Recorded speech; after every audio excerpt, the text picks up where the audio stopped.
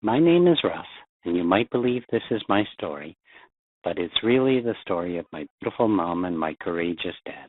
This is me winning an award for caring for them. I knew that I would play a role in their caregiving some distant day in the future, but things don't always go as planned. Christmas 2012 was like any other. My loving parents picked me up at the airport like they always did. They had decorated the house, done all their shopping, and laid in supplies for a nice celebration. Sadly, my dad fell unconscious on the 27th of December and was rushed to hospital.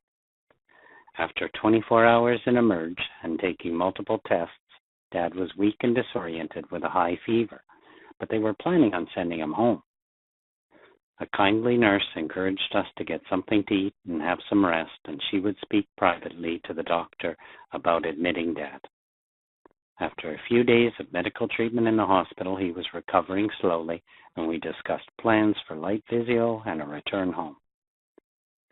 The next morning, Dad had a serious stroke.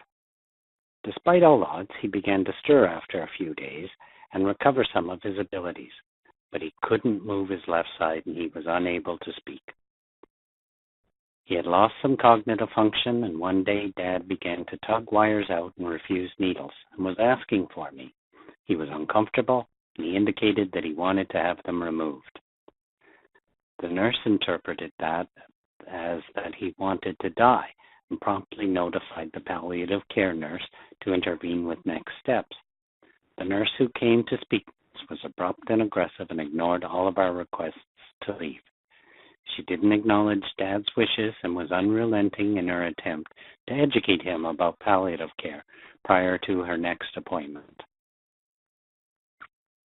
Dad was able to write short sentences, and he communicated that he didn't really want to die, that he was refusing medical treatment so that he could go home. The doctor told him the way home was to continue medical treatment, and Dad agreed. Dad rallied slowly and regained use of his arms, allowing him to become a candidate for the rehabilitation center. We were optimistic that rehab would restore him to the best he could be after the stroke. He had contracted an antibiotic resistance virus in the hospital, affecting many aspects of the rehabilitation process. Gowns and gloves were required, and group exercise and fitness area were out of bounds. Physio required a two-person assist, and as there were not always people available to help at the hospital, I attended the facility every day to assist in daily exercises. They would no longer assist him to the bathroom, and diapers were used for the convenience purposes. We found it very difficult to communicate Dad's needs and abilities to the staff.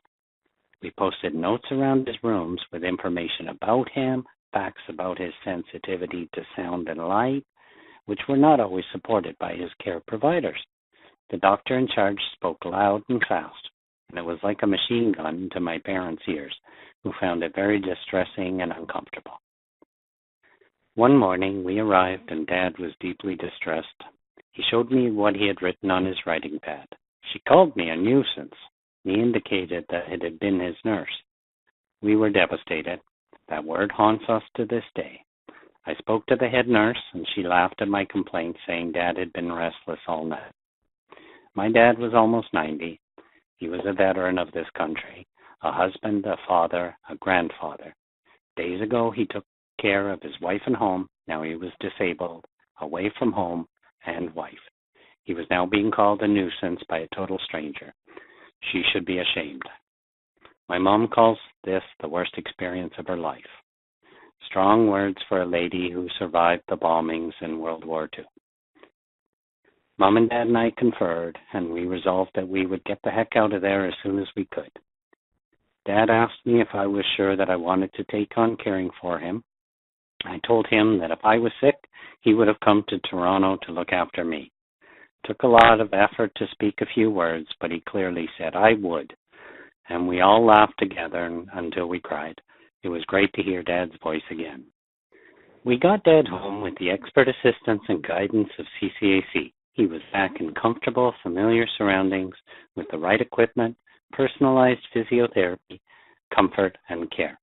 In the weeks and months that followed, Dad had wonderful times with his wife, family, and friends. He loved greeting every day with a smile. He loved spending all his time with Mom. Dad's health was weakening, though, and he had multiple hospital stays during his last year. The nurses began to call him Bounce Back Bill, and he was proud of the new nickname. During the hospital stay in November 2013, one dear nurse took me aside one night to tell me Dad was not bouncing back. Dad's body was failing, and I was prepared when the doctor said he would pass away soon. The doctor asked what I wanted, and I said I would take him home. Really, he said, you are an amazing family. He set up palliative care at home through CCAC and got Dad home within 3 hours. The 2 PSWs from the paid agencies who had adopted and loved us insisted to work with Dad until the end. It was hard work and intense, not for the average PSW. To this day, we are thankful for those who chose to work with us and our loving Dad, and will never forget their love and devotion. Dad was relieved to be home, and we were glad to have him back.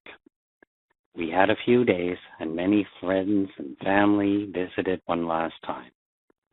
The night he passed away, his lovely little great-granddaughter sang Twinkle, Twinkle, Little Star to him, and he smiled and held her hands.